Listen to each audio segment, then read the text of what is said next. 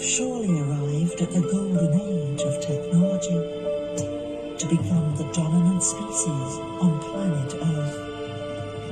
Why is it then that at this moment in time, our species has never been sicker?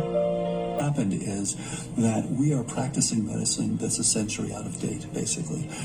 While things have moved forward in Silicon Valley and things have moved forward with iPhones, and look at what you can do today that you couldn't do even 10 or 15 years ago.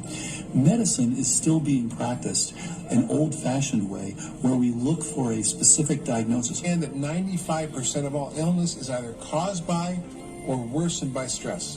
In today's world, these stresses are 24/7, 365. The net result is illness and disease. It's your spouse, or it's your boss, or it's rent that's due in a week. And yet the system reacts as though it's a life-threatening situation. And if you're running a fight-or-flight response all the time,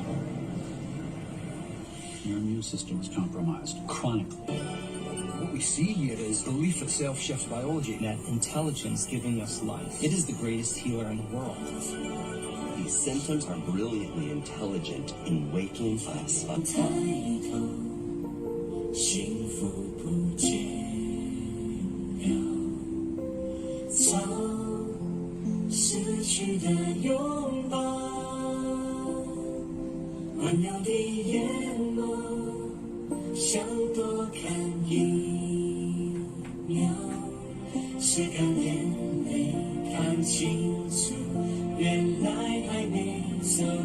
Fix your brain, you're going to have to accept a radically new way of thinking about health, one that most doctors today still struggle to understand.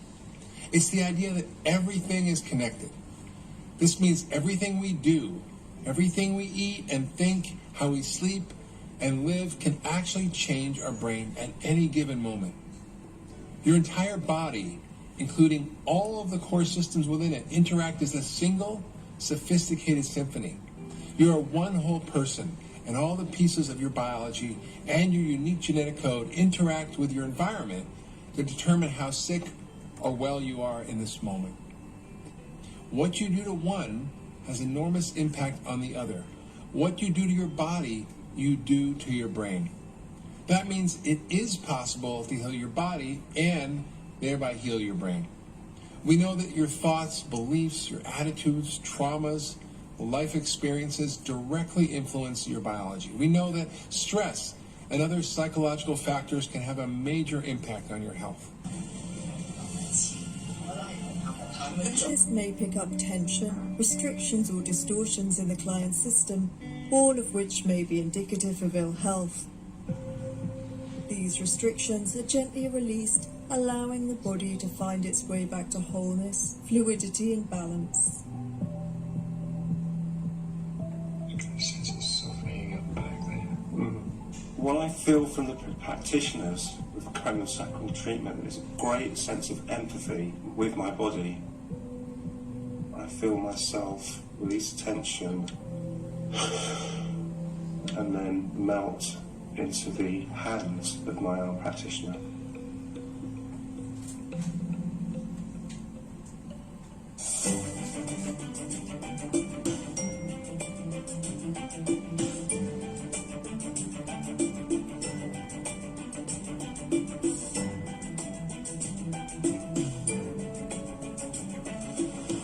People receiving craniosacral therapy have reported improvements in emotional, physical, mental and spiritual well-being. Afterwards I just feel totally energized and it's wonderful. I found it quite magical, really. I love it.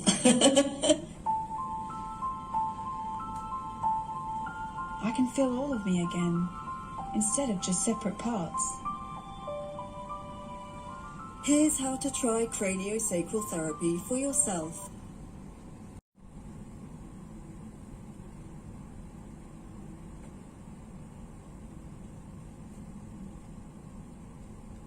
is that untreated trauma comes in many forms from many sources that may not seem traumatic on the surface, and so the way this survival stress shows up isn't always so obvious. From my experience in private practice, it was always the insidious and seemingly subtle stressors in my clients' lives that happened repeatedly, which they may not even have noticed were happening, that were the trickier ones to unpack and heal, because so often we've cleverly shut down our senses and awareness to these less than ideal situations. In essence, they become part of our life, like another limb that's just attached to us, and yet they're draining our resources and life energy. So here are the 5 telltale signs that someone might have undiagnosed trauma in their system. The first sign is resistance. The next one is folks who eat super healthy but are still unwell. The third is so prevalent these days. It's those folks who feel anxiety and fear for no apparent reason.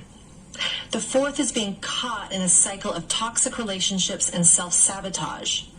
The fifth is chronic health conditions of the physical and mental kinds. There's 4 main categories of trauma, and they include shock trauma, accumulated stress, what I'll call medical and more trauma, and finally early and developmental trauma, which is actually the most common type in the industrialized world.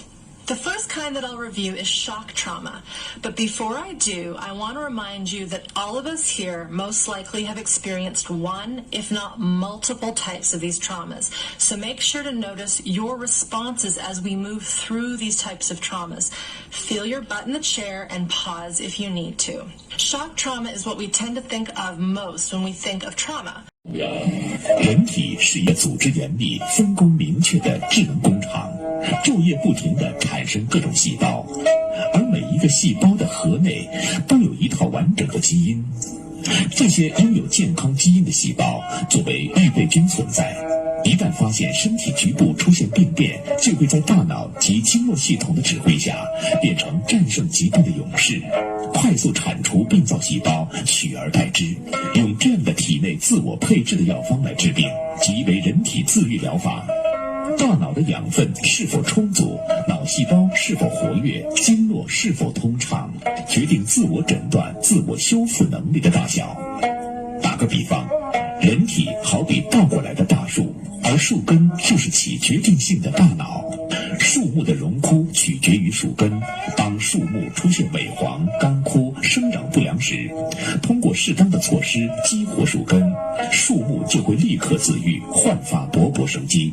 而人体也可以通过激活大脑，恢复身体自愈力，来防治各种疾病。在人体自愈力被发现之前，人们往往是通过药物来治疗疾病。随着生活水平的不断提高，环境污染的加剧和不良生活习惯的冲击，各种可怕的疾病也随之袭来。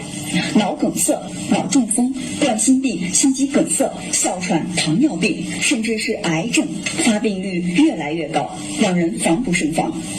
那么传统药物疗法又存在哪些弊端呢？它又给患者带来怎样的不幸呢？许多人在发病时，首先想到的就是去吃药。当这些药物进入人体发挥药效的时候，人体自愈力就受到了排斥和破坏，处于持续减弱或低迷状态。久而久之，许多患者根本无法感觉到自愈力的存在，而对药物产生依赖性。长期服药产生的毒副作用不仅严重损伤了患者的肝肾功能，也大大削弱了人体的自我修复功能，雪藏了自愈力。这样，患者失去了一道与生俱来的防御屏障，只能接受药物治疗，后患无穷。据不完全统计，仅我国每年因为药毒致死、致残的人数超过30万，每年因购药使家庭陷入贫困的患者人数高达90万。一双双绝望的眼神，一张张痛苦而扭曲的脸，向我们诉说着病魔带来的悲苦与痛楚。少吃药、不吃药，依赖人体自愈力来治愈各种疾病，成為當今世界醫學最炙手可熱的研究方向。我諗好好啊！呢個方法又簡單，係咪？又易做，又唔傷身，又慳力，係咪？慳水慳力。咁我諗 Dr. C 真係要開啲班咧，教下我哋呢啲徒手治療法，仲有邊度啊？撳下篤下咁啊，搞掂啦，係咪咁啊？非常好。好，咁我哋今日咧節目時間差唔多啦，咁啊，希望大家都學到一啲徒手嘅顱脊治療嘅手法，好嘛，幫到大家。好，咁啊，拜拜，拜拜。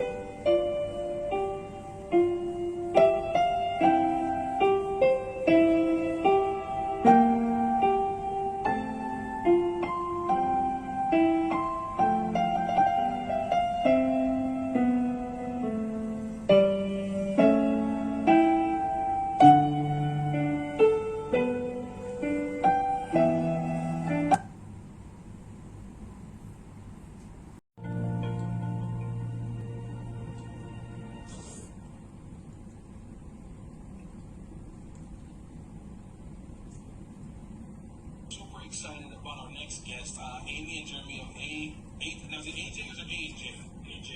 AJ Bodywork. So this, I'm not even kidding. I wish I were actor. I'm not that good of an actor. That's why I'm still doing this job. But when you guys told me about what you do, it blew my mind right away. This might be the alternative that people are looking for when it comes to pain management. But tell me about this massage, because you know when people hear that massage, oh, I don't want to take my clothes off, I don't want to get oiled down. This one, though, you do with your clothes on. Absolutely. And show me how it works. So this is cranial sacral therapy is what we're talking about today. It was invented in 1975, and there's over 100,000 practitioners worldwide. But it's not new to us, but it's a really cool thing. So your cranial bone, you're in your head, and your sacral in the back. Okay. Brother and sister bones. Here's our cranium. Here is our sacrum. And it's using, the spine comes straight through those. And basically what it is that you're using the nervous system in the spine and in the cranium, and you're relaxing it, taking it from a sympathetic nervous system with fight or flight to a parasympathetic rest and digest where healing occurs. And so it is a pain alternative that you can use for headaches, for fibromyalgia, for neck pain, back pain. It's been known to... I was talking before we started the interview that it's... The first thing that's different is you have your clothes on. The other thing that's different is you're not really grinding down. So explain that. So a lot of massages that you think of are kind of, you get in there and really work on the body, maybe use elbows, knuckles, fists, those kinds of things, right? You're really applying pressure. Right. So we're trying not to be a bully on the body. We're trying to encourage the body to find its own healing. So we're encouraging the body to find its healing and to use its own innate abilities to heal. And we're just trying to help the body find that place where it can heal, where it goes into that rest and relax and starts to rebuild and regenerate, and those different parts that may be stuck that you have maybe tension in your diaphragm, it helps to relieve that tension, which then helps relieve everything else in your body. I mean, there's got to be numerous stories about some people who have done some relief, otherwise they didn't before, and so they met you guys. You know what, it's really incredible because it's like we're going to be miracle workers. Although we're not healers, we call ourselves facilitators. I have my best friend, her husband had a brain tumor, and he had issues with cognitive, memory, and speech. And after a 50-minute session, his speech came back. The day before he had his brain surgery to have the tumor removed. When radiation happened, he went down again. We were able to recover it, bring back his speech. Third time he came into us, it was his fifth and final radiation where he had to go in an MRI afterwards. My best friend called me, she says he can't even walk. He was limping in, he was crying, he couldn't do all of these things. We spent the 15 minutes doing this protocol with the cranial sacral therapy, and again, he stood up, stretched, could speak clearly and hasn't had any issues ever since. Now, the click on the place. Here's the happy, healthy healing.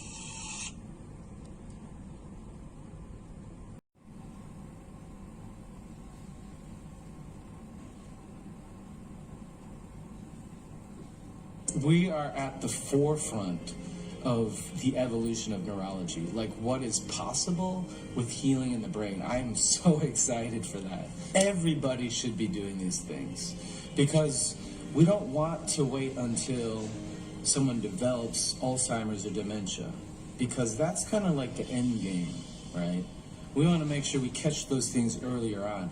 But the exciting thing is, even if it is endgame, there's things we can do to reverse that.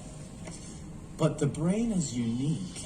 Not only does it respond and require nutrition to thrive, but it also needs exercise and activation. Treat depression and autism, Alzheimer's, or any disease that affects mood, behavior, or the brain, we must learn how to get rid of the causes of inflammation, such as leaky gut, and also to restore the normal immune balances through the food we eat, through nutrients, exercise, sleep, and stress management. You can impact your brain through your diet and heal your body. In fact, your body and your mind are not two separate systems. They're one elegant, continuous ecosystem. What you do to the body affects the brain, and what you do to the brain affects the body.